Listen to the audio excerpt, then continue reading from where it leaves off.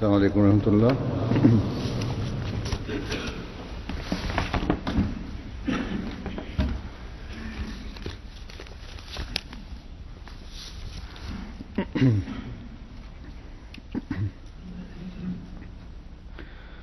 أشهد أن لا إله إلا الله وحده لا شريك له وأشهد أن محمدا عبده ورسوله. أما بعد فأعوذ بالله من الشيطان الرجيم. بسم الله الرحمن الرحيم. الحمد لله رب العالمين. الرحمن الرحيم. مالك يوم الدين. إياك نعبد وإياك نستعين. اهدنا الصراط المستقيم. صراط الذين أنعمت عليهم غير المغضوب عليهم ولا الضالين.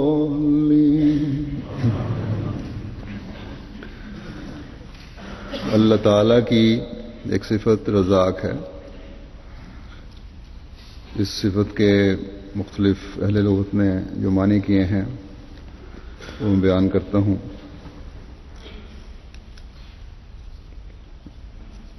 علامہ جلال الدین محمد ہیں، ان کی لغت ہے لسان العرب.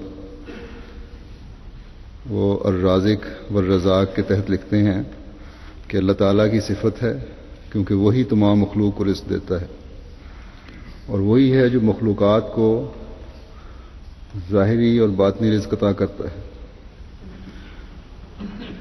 اقرب الموارد ایک لغت کتاب ہے، اس میں بھی رزاق کے تحت لکھا ہے کہ لفظ رزاق صرف اللہ تعالیٰ کے لیے ہی استعمال ہوتا ہے، غیر اللہ کے لیے استعمال نہیں ہوتا. اسی طرح مفردات امام راغب میں یہی لکھا ہے کہ رزاق صرف اللہ تعالیٰ کے لیے ہی بولا جاتا ہے. امام راغب عموماً قرآنی آیات کی روشنی میں اپنی لغت کی بنیاد رکھتے ہیں، معنی بیان کرتے ہیں اس بنیاد پر. بہرحال یہ بیان کرنے کا مقصد ہے کہ رزاق صرف اور صرف اللہ تعالیٰ کی ذات ہے، اور اس کے معنی کیا ہیں، مختلف اہل لغت نے کیا معنی کیے ہیں. عموماً عام طور پہ ہم بڑا لفظ بولتے ہیں، استعمال کرتے ہیں، ہماری زبان میں استعمال ہوتا ہے، اردو میں بھی پنجابی میں بھی، لیکن بڑے محدود معنوں کے لحاظ سے، جبکہ اس کے معنوں میں بڑی وسعت ہے. لفظ رزق کے تحت امام راغب نے اس کے 3 معنی بیان کیے ہیں. ایک یہ کہ رزق مسلسل ملنے والی عطا کو کہتے ہیں، خواہ وہ دنیا کی عطا ہو یا آخرت کی عطا ہو. اور کبھی دوسرے یہ کہ کبھی حصہ کے لیے رزق استعمال ہوتا ہے، حصے میں اچھائی بھی ہو سکتی، برائی بھی ہو سکتی ہے. تیسرے یہ کہ کبھی خوراک کو بھی رزق کہتے ہیں جو پیٹ میں جاتی ہے اور غذا کا کام دیتی ہے. پھر لسان العرب کے مطابق ہر اس چیز کو رزق کہتے ہیں جس سے فائدہ اٹھایا جاتا ہو، اس کا مطلب عطا کرنا بھی ہے. بارش کو بھی رزق کہتے ہیں. پھر اقرب الموارد کے مطابق ہر وہ چیز جس سے فائدہ اٹھایا جائے رزق ہے. تنخواہیں وغیرہ یہ سب رزق میں ہی ہیں. اب میں اللہ تعالیٰ نے قرآن کریم میں رزق کا جو لفظ استعمال کیا ہے اس مختلف آیات میں، وہ چند آیات پیش کرتا ہوں. اللہ تعالیٰ سورہ ہود میں فرماتا ہے کہ وما من دابۃ فی الارض الا علی اللہ رزقها ویعلم مستقرها ومستودعها کل فی کتاب مبین، کہ زمین میں کوئی چلنے پھرنے والا جاندار نہیں مگر اس کا رزق اللہ پر ہے، اور وہ اس کا عارضی ٹھکانہ بھی جانتا ہے اور مستقل ٹھہرنے کی جگہ بھی۔ ہر چیز ایک کھلی کھلی کتاب میں ہے۔ اس آیت میں اللہ تعالیٰ نے بڑے زوردار طریقے سے اعلان فرمایا ہے کہ یہ اللہ تعالیٰ ہی ہے جو اس دنیا میں موجود ہر جاندار کو رزق مہیا کرتا ہے، ہر چرند پرند، بلکہ کیڑے مکوڑے اور ایسے چھوٹے چھوٹے کیڑے جنہیں بھی کھانے کی حاجت ہے، انہیں اللہ تعالیٰ ہی ہے جو خوراک مہیا کرتا ہے۔ زمین میں ہزاروں لاکھوں قسم کے کیڑے ہیں، اللہ تعالیٰ نے ہر ایک کے لیے اس زمین کے اندر سے خوراک مہیا کر دی۔ بس یہ ہے اللہ تعالیٰ کی قدرت، اس کا رزق مہیا کرنا، کہ ایسے بھی کیڑے ہیں جن کا گو کے تحقیق سے پتہ چل گیا ہے اللہ تعالیٰ جنہیں رزق مہیا کرتا ہے، خوراک مہیا کرتا ہے، اور کئی ایسے ہیں جن کے بارے میں ابھی انسان اندھیرے میں ہے کہ کس طرح انہیں خدا تعالیٰ رزق مہیا کرتا ہے۔ پھر انسان فصلیں اگاتا ہے، مختلف فصلیں ہیں، مختلف قسم کی فصلیں ہیں اللہ تعالیٰ نے پیدا کی ہیں۔ ان کا اگر ایک حصہ انسان اپنی خوراک کے لیے استعمال کرتا ہے تو دوسرا حصہ دوسرے جانوروں کے کام آ جاتا ہے۔ غرض کہ ہر ایک کو رزق مہیا کرنے والا خدا ہے، اور صرف مادی رزق نہیں جو اس مادی زندگی کے لیے ضروری ہے، بلکہ جیسا کہ لغت میں ہم نے دیکھا ہر قسم کی عطا، چاہے وہ دنیا کی ہو یا آخرت کی، رزق کہلاتا ہے۔ اور آخرت کی کا رزق جو ہے وہ صرف انسان کے لیے ہے جو اشرف المخلوقات ہے، اور آخرت کے رزق کی بنیاد ہے روحانیت اور نیک اعمال کرنا، اور اس کی نیک اعمال کی وجہ سے نیک جزا جو ہے اس دنیا میں بھی ہے اور آخرت میں بھی اس کو ملتی ہے، جس کی انتہا آخرت میں جا کر ہوتی ہے۔ اور اس کے لیے اللہ تعالیٰ نے سامان جو ہیں وہ اس دنیا میں وہم پہنچائے ہیں اس آخرت کے رزق کے لیے۔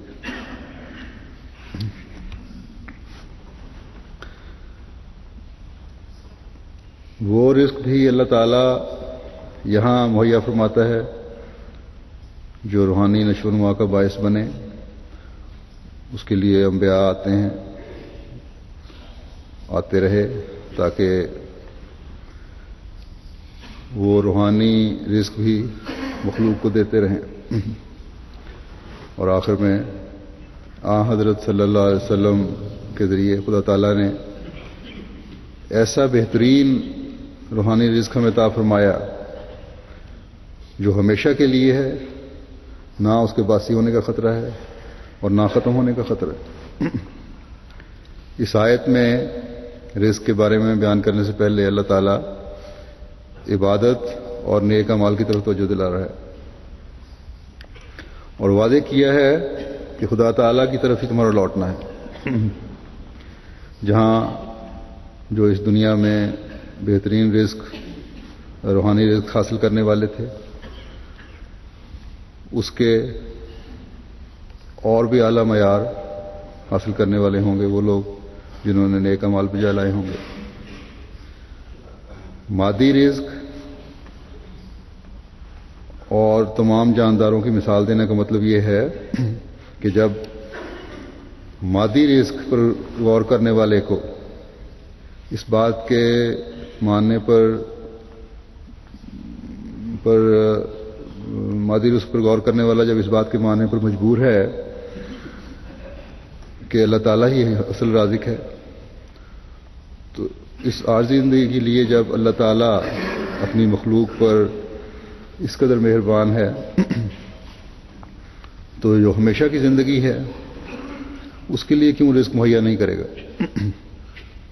بس اللہ کی عبادت اور نیک اعمال بھی ایسا ہی رزق ہیں جو ہمیشہ کی زندگی کے لیے ضروری ہیں، اور انسان کو جو اشرف المخلوقات ہے اور مخلوق میں صرف اسی کے ساتھ دائمی اور آخری زندگی کا وعدہ ہے، تو اسے اپنی روحانیت کی طرف توجہ دینی چاہیے اس وجہ سے۔ اور ایک مومن کے لیے قرآن کریم میں کھول کر اس رزق کے حصول کے ذریعے بتائے گئے ہیں، جیسا کہ میں نے کہا یہ رزق معیار کے لحاظ سے بھی اور مقدار کے لحاظ سے بھی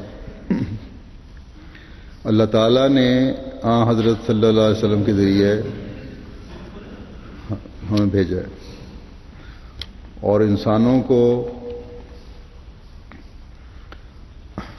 قرآن کریم میں مختلف جگہوں پر اس طرح توجہ دلائی کہ تمہارے لیے جو رزق وہ روحانی رزق اتارا جو گیا ہے اس کی قدر کرو، کیونکہ یہ ناقدری جب حد سے بڑھتی ہے تو پھر بعض دفعہ اس دنیا میں ہی مادی رزق سے بھی محروم کر دیا جاتا ہے انسان۔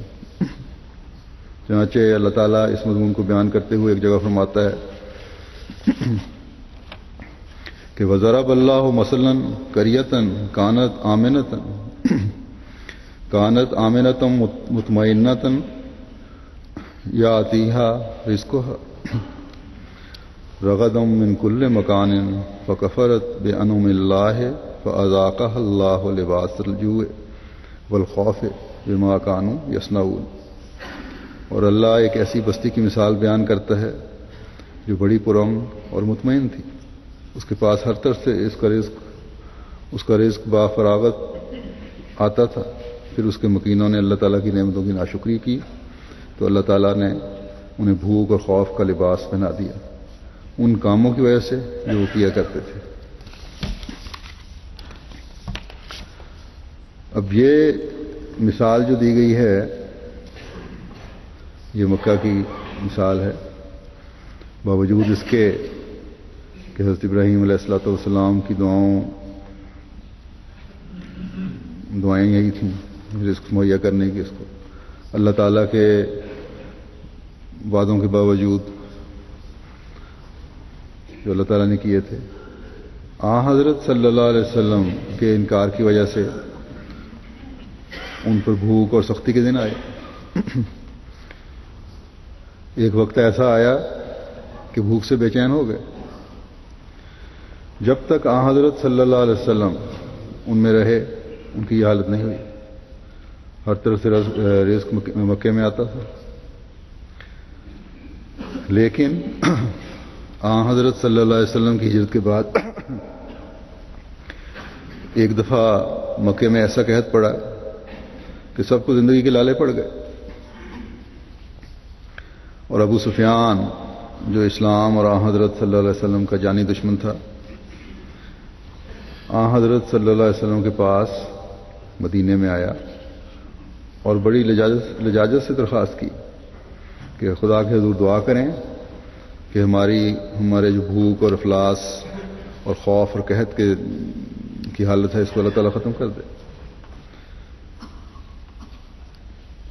یہ کہنے لگا کہ کیا آپ اپنے بھائیوں کے دل میں ہمدردی نہیں رکھتے کہ انہیں اس طرح خوف اور بھوک کی حالت یا انہیں اسی طرح خوف اور بھوک کی حالت میں مر جانے دیں گے؟ تو حضرت صلی اللہ علیہ وسلم تو موسم انسانیت تھے، آپ تو محبت و ہمدردی کے پیکر تھے، آپ نے یہ نہیں کہا کہ تم ہمارے دشمن ہو، تم نے مسلمانوں کو جس بے دردی سے ظلم کا نشانہ بنایا ہے، تم اس بات کے سزاوار ہو کہ تمہارے سے یہ سلوک کیا جائے، بلکہ آپ کا نرم دل فوراً اہل مکہ کے لیے ہمدردی کے جذبات سے مغلوب ہو گیا، اور آپ نے ان کے قحط کے حالات ختم کرنے کے لیے دعا کی، اللہ تعالیٰ نے فضل فرمایا اور وہ حالات ختم ہوئے۔ تو دشمن یہ جانتا تھا کہ آپ سچے ہیں،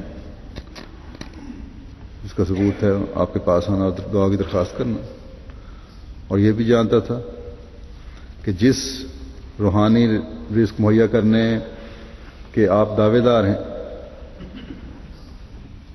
مادی رزق بھی اسی سے وابستہ ہے، اسی خدا سے وابستہ ہے جس نے آپ کو بھیجا ہے۔ لیکن پھر بھی مخالفت سے باز نہیں آئے، اور بعد میں اپنی مخالفت کے میں بڑھتے چلے گئے، یہاں تک کہ اللہ تعالیٰ نے فتح مکہ کے سامان پیدا فرمائے اور سب زیر نگیں ہو گئے۔ اس زمانے میں بھی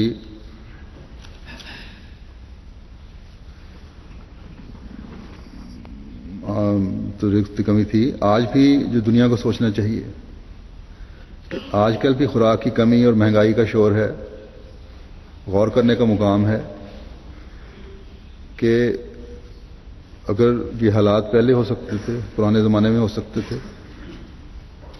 تو اب نہیں ہو سکتے۔ کیا یہ روحانی رزق کی طرف عدم توجہ تو نہیں جس کی وجہ سے یہ حالات ہیں؟ امریکہ میں بھی جو اس وقت دنیا کی سب سے بڑی طاقت سمجھا جاتا ہے، معاشی لحاظ سے مضبوط سمجھا جاتا ہے، اپنی خوراک کی کمی اور معاشی گراوٹ کا شور پڑ گیا ہے، اس کو بھی وہ بہتر نہیں کر سکا ان حالات میں۔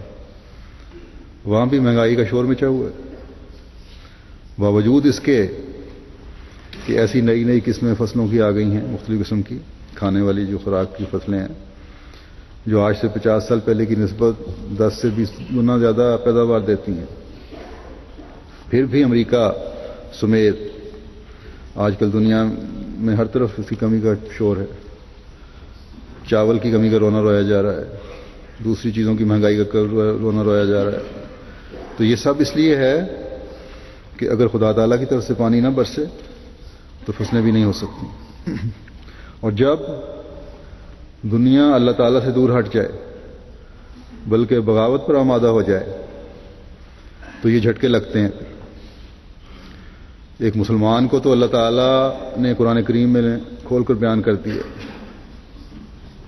کہ رزاق اللہ تعالیٰ کی ذات ہے، اور اس کی طرف توجہ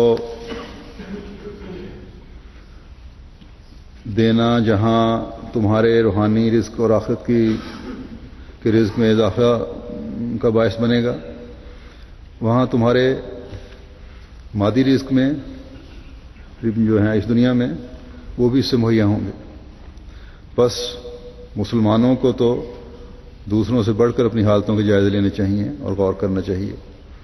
ایک جگہ اللہ تعالیٰ اپنے رزاق ہونے کا ذکر کرتے ہوئے یوں فرماتا ہے کہ وَقَأَيٍّ مِّن دَابَّةٍ لَّا تَحْمِلُ رِزْقَهَا اللَّهُ يَرْزُقُهَا وَإِيَّاكُمْ وَهُوَ السَّمِيعُ الْعَلِيمُ۔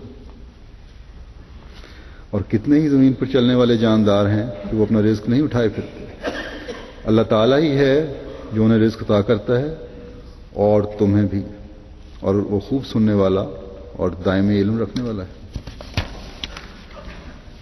یہاں پھر اللہ تعالیٰ نے اس طرح توجہ دلائی ہے کہ نیک اعمال کرنے والوں اور دین پر قائم رہنے والوں کو ہمیشہ یہ یاد رکھنا چاہیے کہ جو بھی حالات ہو جائیں، انہوں نے اللہ تعالیٰ کے دین پر قائم رہتے ہوئے ان احکامات پر عمل کرنا ہے جو اللہ تعالیٰ نے بتائے ہیں۔ یہ خوف نہ رکھو کہ اگر ہم نے دنیا داروں کی بات نہ مانی، اگر بڑے لوگوں یا بڑی حکومتوں کی پیروی نہ کی تو ہمارے رزق کے دروازے بند ہو جائیں گے۔ اس لیے مومن کا کام یہ ہے کہ ہمیشہ خدا تعالیٰ کو یاد رکھے، مومن کا کام یہ نہیں کہ کسی بھی موقع پر کمزوری دکھائے، اس خوف میں رہے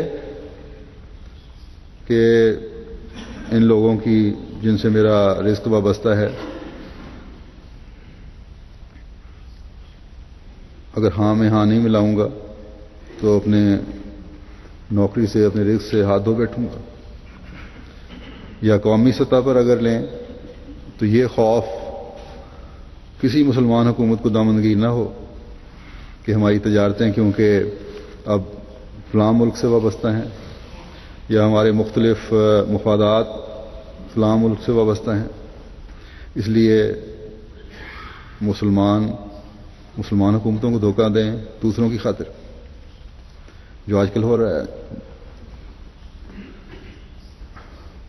تو اللہ تعالیٰ بڑا واضح فرماتا ہے کہ دین کی غیرت کا مظاہرہ کرتے ہوئے نہ تو انفرادی طور پر نہ ہی ملکی سطح پر کسی دوسرے کے زیر اثر نہیں آنا چاہیے. مومنین کو یہ خوف نہیں رکھنا کہ ہمارا رزق اس جگہ سے یا اس ملک سے وابستہ ہے. اللہ تعالیٰ فرماتا ہے کہ اللہ تعالیٰ اپنے بندوں کو، ایمان والوں کو، مومنین کو، غیرت رکھنے والوں کو رزق مہیا کرتا ہے. اگر اللہ تعالیٰ اپنی دوسری مخلوق کے لیے رزق مہیا کر سکتا ہے تو مومنوں کے لیے کیوں نہیں کر سکتا؟ بس اللہ تعالیٰ جو زمین و آسمان کا مالک ہے، جس نے سورج چاند کو اپنی مخلوق کی خدمت پر لگایا ہوا ہے، تو کیا اس میں اتنی طاقت نہیں کہ اپنے خالص بندوں کے لیے رزق کے سامان مہیا فرما سکے؟ بس ہمیشہ اس بات کو یاد کر رکھو کہ اللہ یبسط الرزق لمن یشاء من عبادہ ویقدر اللہ، کہ یعنی اللہ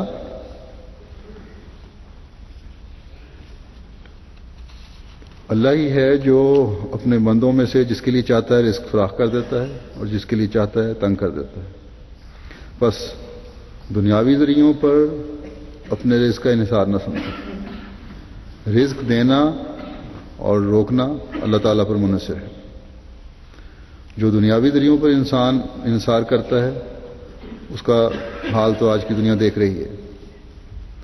ان امیر ملکوں میں رہنے والوں میں بھی رزق کی ترنگی کا شور مچنا شروع ہو گیا ہے. اگر کوئی بھی بڑے سے بڑا اور امیر ملک ہی رزاق ہو تو پھر آج ان ملکوں میں فکر اور تنگی کی چیخ و پکار کیوں ہوگی؟ بس ایک مومن کو چاہیے کہ ہمیشہ اس طرف نظر رکھے کہ اللہ تعالیٰ کی مرضی کیا ہے. اگر اللہ تعالیٰ کی طرف خالص ہو کر انسان رہے، توجہ دیتا رہے، اس کی عبادت کرتا رہے اور اس کے روحانی رزق سے فیض یاب ہونے کی کوشش کرتا رہے، تو پھر اسے کوئی فکر نہیں. اللہ تعالیٰ مومنوں کی دنیاوی ضرورتیں بھی پوری کرتا رہتا ہے اور ان اپنا قناعت بھی پیدا کرتا ہے. بس جو حقیقی رازق ہے اس کی طرف ایک مومن بندے کی نظر رہنی چاہیے ہمیشہ، نہ کہ انسانوں کی طرف. اس زمانے میں تو خاص طور پر خدا تعالی کی صفات کا ادراک بندوں کو ہونا چاہیے، کیونکہ یہ زمانہ جو مسیح موعود کا زمانہ ہے، اس میں ہی حقیقی رب کی پناہ میں آنے کی دعا سکھائی گئی، حقیقی مالک کی پناہ میں آنے کی دعا سکھائی گئی اور حقیقی معبود کی پناہ میں آنے کی دعا سکھائی گئی. کیونکہ وسیع رابطوں اور ایک دوسرے پر انحصار اور کم سے کم وقت میں ایک جگہ سے دوسری جگہ پہنچ جانے اور اپنے تمام تر ساز و سامان اور طاقتوں کے اظہار کے ساتھ پہنچنے کی وجہ سے غریب قومیں اور غریب لوگ امیر قوموں اور امیر لوگوں کو ہی اپنا سب کچھ سمجھتے ہیں، یا سمجھنے کا خطرہ پیدا ہو سکتا ہے اور مومن بھی اس کی لپیٹ میں آ سکتا ہے. اس لیے خدا تعالیٰ نے فرمایا کہ میں رب ہوں، کوئی دنیا کا انسان یا ملک تمہارا رب نہیں، میں ہی تمہاری پرورش کرتا ہوں اور میں ہی تمہیں یہ مادی رزق بھی مہیا کرتا ہوں، بس اس کے حاصل کرنے کے لیے میں جو معبود حقیقی ہوں میری پناہ میں آؤ، اور اس کے صحیح فہم و ادراک کے لیے میرے بھیجے ہوئے روحانی پانی سے فیض پانے والے روحانی رزق کو بھی حاصل کرنے کی کوشش کرو اور اس کو کرنے والے بنو۔ یہی چیز تمہیں دنیا اور آخرت کی نما کا حقدار بنائے گی۔ حضرت مسیح موعود علیہ الصلوۃ والسلام ایک جگہ فرماتے ہیں کہ جب انسان حد سے تجاوز کر کے اسباب ہی پر بھروسہ کرے اور سارا دار و مدار اسباب ہی پر جا ٹھہرے تو یہ وہ شرک ہے جو انسان کو اس کے اصل مقصد سے دور پھینک دیتا ہے۔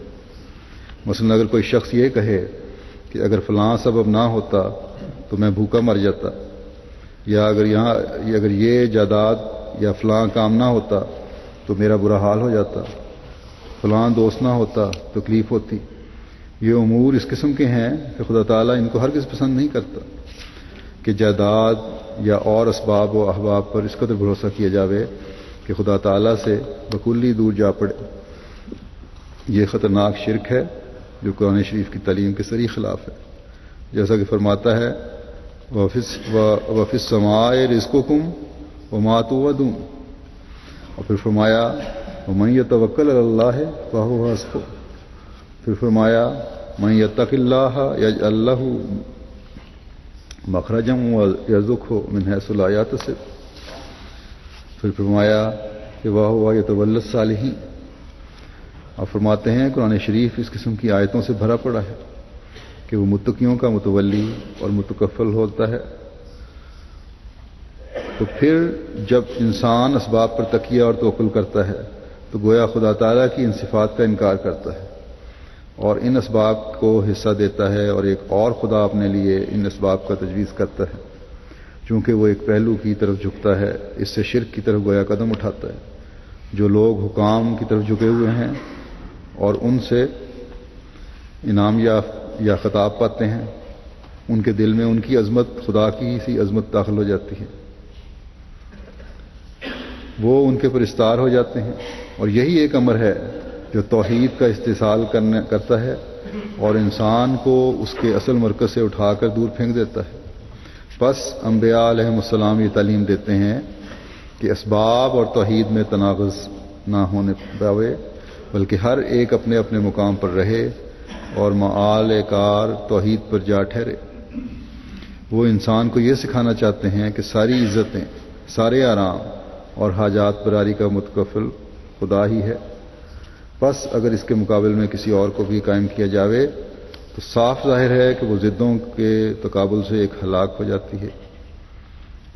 ظاہر ہے کہ دو ضدوں کے تقابل سے ایک ہلاک ہو جاتی ہے۔ اس لیے مقدم ہے کہ خدا تعالیٰ کی توحید ہو، رعایت اسباب کی جاوے، اسباب کو خدا نہ بنایا جاوے۔ اسی توحید سے ایک محبت خدا تعالیٰ سے پیدا ہوتی ہے، جبکہ انسان یہ سمجھتا ہے کہ نفع و نقصان اسی کے ہاتھ میں ہے، یعنی خدا تعالیٰ کے ہاتھ میں ہے۔ محسن حقیقی وہی ہے، ذرہ ذرہ اسی سے ہے، کوئی دوسرا درمیان نہیں آتا۔ جب انسان اس پاک حالت کو حاصل کرے تو وہ موحد کہلاتا ہے۔ غرض ایک حالت توحید کی یہ ہے کہ انسان پتھروں یا انسانوں یا اور کسی چیز کو خدا نہ بنائے، بلکہ ان کو خدا بنانے سے بیزاری اور نفرت کا اظہار کرے، اور دوسری حالت یہ ہے کہ رعایت اسباب سے نہ گزرے، یعنی ظاہری اسباب بھی ہوں لیکن توکل اللہ تعالیٰ پر ہو، رضا اللہ تعالیٰ کی ذات کو سمجھا جائے۔ یہ بنیادی چیز ہے۔ پھر اللہ تعالیٰ ایک جگہ قرآن کریم میں فرماتا ہے واختلاف اللیل والنہار وما انزل اللہ من السماء من رزق واحیا بہ الارض بعد موتها وتصریف الریاح آیات لقوم یعقلون، اور رات اور دن کے عدلنے بدلنے میں، اور اس بات میں کہ اللہ آسمان سے ایک رزق اتارتا ہے، پھر اس کے ذریعے زمین کو اس کی موت کے بعد زندہ کر دیتا ہے، اور ہواؤں کے رخ پلٹ پلٹ کر چلانے میں عقل کرنے والی قوم کے لیے بڑے نشانات۔ اس آیت میں مسلمانوں کے لیے خصوصاً یہ پیغام ہے کیونکہ مسلمانوں کا یہ دعویٰ ہے کہ وہ قرآن کریم پر ایمان لائے ہیں کہ جس طرح ہم روز رات اور دن کے آنے کو دیکھتے ہیں، جو کام اور ترقی ہم دیکھتے ہیں دن کی روشنی میں ہوتی ہے وہ رات میں نہیں ہوتی، اور اسی طرح روحانی دنیا میں بھی رات اور دن کا دور آتا رہتا ہے۔ حضرت صلی اللہ علیہ وسلم سے پہلے ایک ظلمات کا دور تھا، اندھیرے کا دور تھا، جس کو آپ نے آ کر روشن کیا، اور اللہ تعالی سے آخری شریعت پا کر یہ اعلان فرمایا کہ اب یہ روشن کتاب اور کامل شریعت تا قیامت دلوں کی روشنی کا باعث بنے گی۔ لیکن ساتھ ہی آپ نے یہ بھی فرمایا کہ یہ بھی الہی تقدیر ہے کہ میرے بعد ایک دور ظلمت کا آئے گا، لیکن اس ظلمت اور اندھیروں کے دور میں یہ جو کامل میں بھی اس کامل شریعت کے روشنی مختلف جگہوں پر لیمپ کی صورت میں، دیوں کی صورت میں جلتی رہے گی، جو روشنی ایسے لوگ ہوں گے جو روشنی بکھیرتے رہیں گے، اور پھر اس ظلمت کے دور کو آپ کی پیشگوئی کے مطابق مسیح محمدی کے آنے سے پھر تمام دنیا پر روشن ہونا تھا۔ اس کے بعد پھر وہ رزق اترنا تھا جس نے مردہ زمین کو دوبارہ زندہ کرنا تھا۔ چنانچہ حضرت مسیح موعود علیہ الصلوۃ والسلام کے آنے سے پھر وہ پانی آیا جس نے زمین کو زندہ کیا، مردہ زمین کو زندہ کیا، اور حضرت صلی اللہ علیہ وسلم کی غلامی میں آپ وہ نور لائے جس سے دن دوبارہ روشن ہوا، تاریکیاں دور ہوئیں۔ ایک شعر میں اس کا ذکر کرتے ہوئے آپ فرماتے ہیں کہ میں وہ پانی ہوں جو آیا آسماں سے وقت پر، میں وہ ہوں نور خدا جس سے ہوا دن آشکار۔ بس اب یہ نور اور یہ پانی حضرت صلی اللہ علیہ وسلم کے عاشق صادق کے ذریعے اللہ تعالیٰ نے اتارا ہے۔ اس سے فیض پانا جہاں ہر مسلمان کا فرض ہے، اس تک پیغام پہنچانا اس کے بارے میں جہاں ہمارا فرض ہے، اس پر عمل کرنا بھی ہمارا فرض ہے۔ جتنا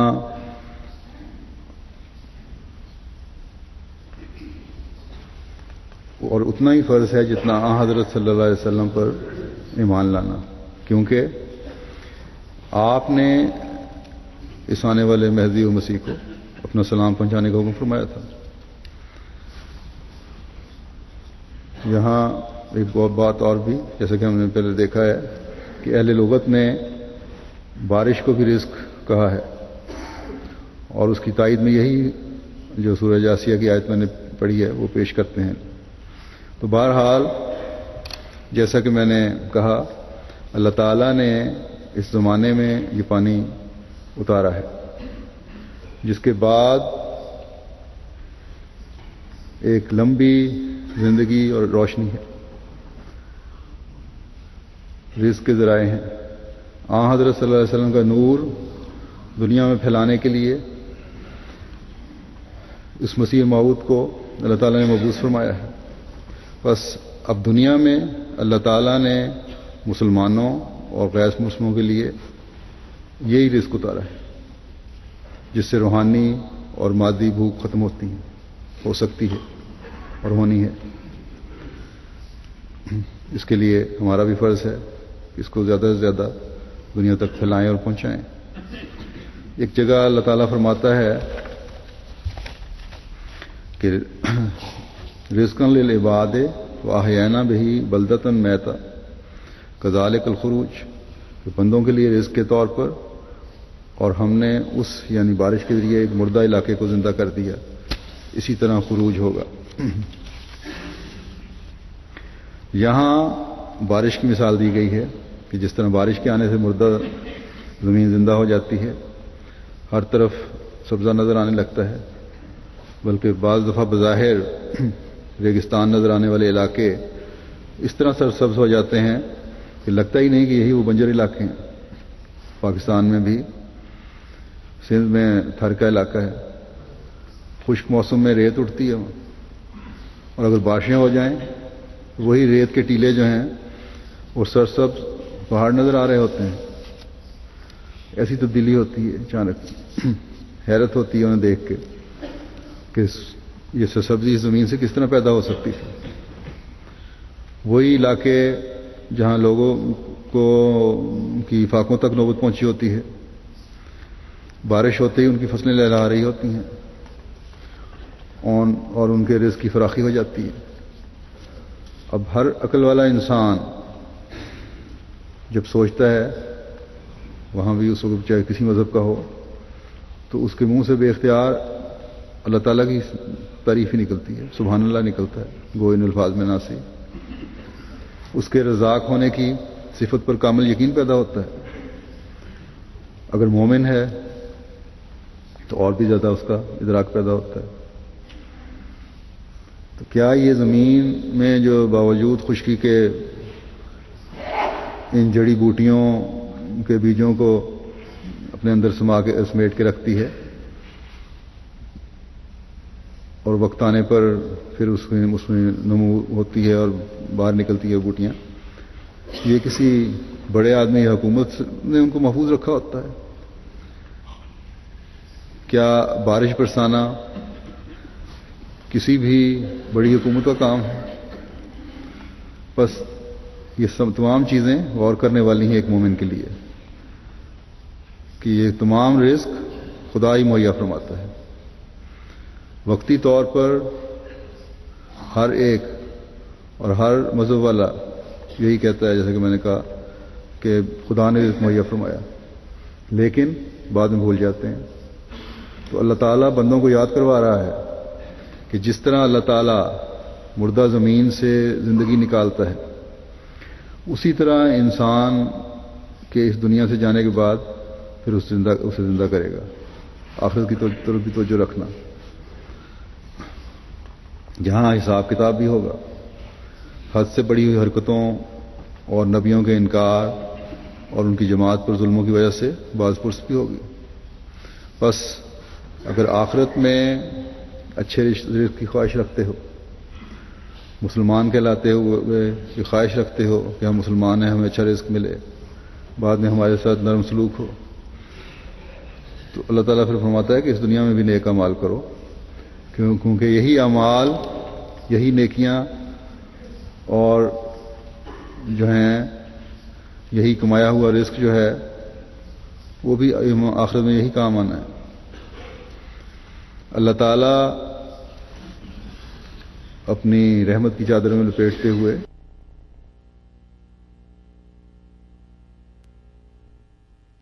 اور ان لوگوں کو بھی عقل اور سمجھ دے جو حق کو نہیں پہچانتے اور اللہ تعالیٰ کے اشاروں کو نہیں سمجھتے. دنیا میں مختلف جگہوں پر احمدیوں پر ظلم پر کمر بستہ ہیں.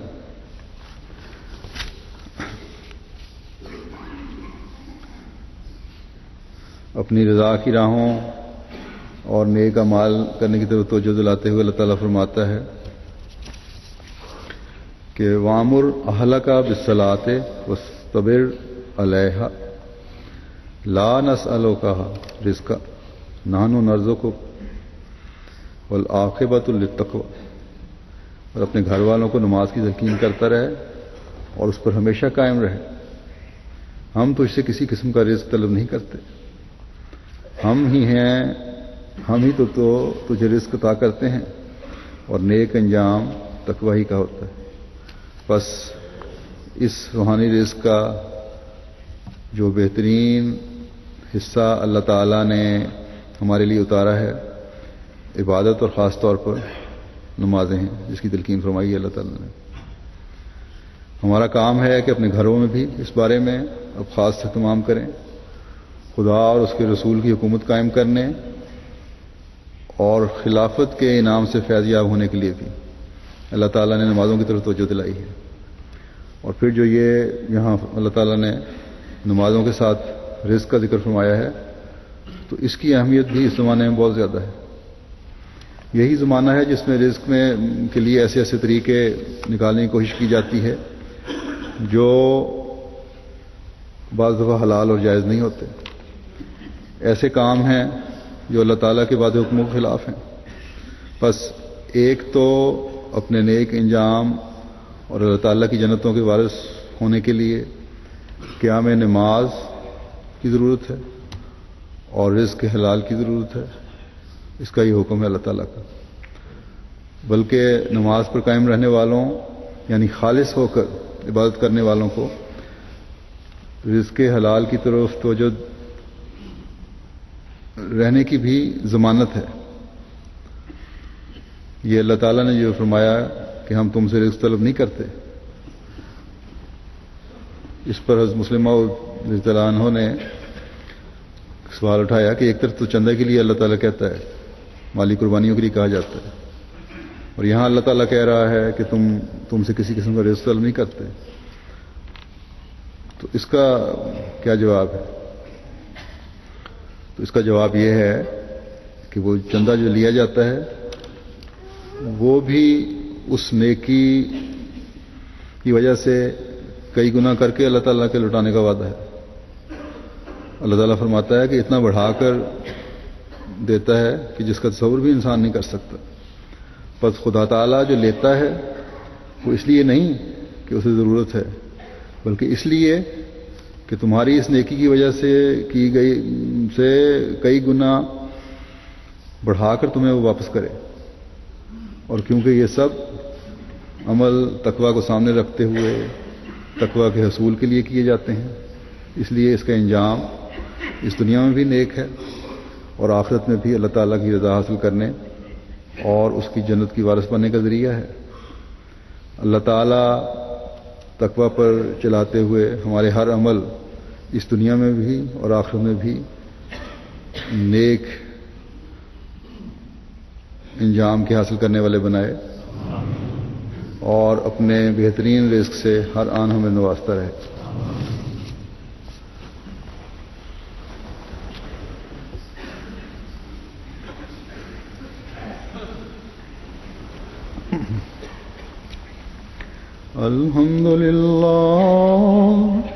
الحمد للہ نحمده ونستعینه ونستغفره ونؤمن به ونتوکل علیه ونعوذ باللہ من شرور انفسنا ومن سیئات اعمالنا من يهده الله فلا مضل له ومن يضلل فلا هادي له ونشهد أن لا إله إلا الله ونشهد أن محمدا عبده ورسوله. عباد الله رحمكم الله إن الله يأمر بالعدل والإحسان وإيتاء ذي القربى وينهى عن الفحشاء والمنكر والبغي يعظكم لعلكم تذكرون. اذكروا الله يذكركم وادعوه يستجب لكم ولذكر الله أكبر.